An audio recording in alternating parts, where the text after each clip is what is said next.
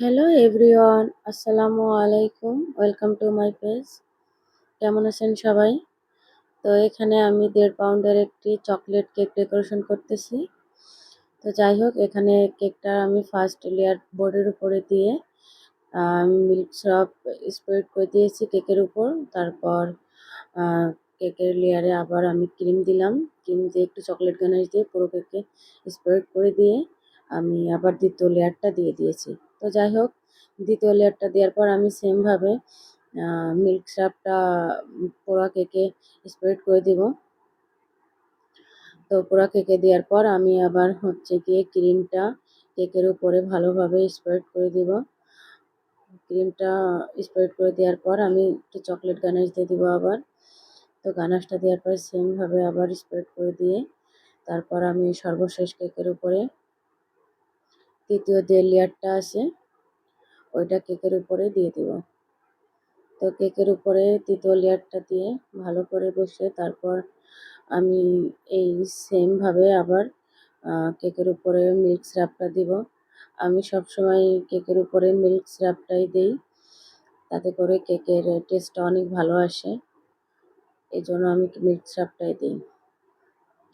তো যাই হোক, তারপর আমি কেকে হচ্ছে প্যালেট নাইফের সাহায্যে কেকের চারিপাশে আমি প্যালেট নাইফ দিয়ে ক্রিম দিয়ে কোট করে নেব। তো একটু একটু করে আমি ক্রিম নিয়ে তো কেকের চারিপাশে দিয়ে নিচ্ছি।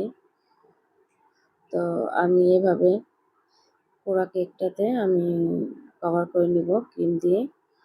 তো চারিপাশে ক্রিমটা দিয়ে নেওয়ার পর আমি কেকের উপরেও ক্রিম দিব।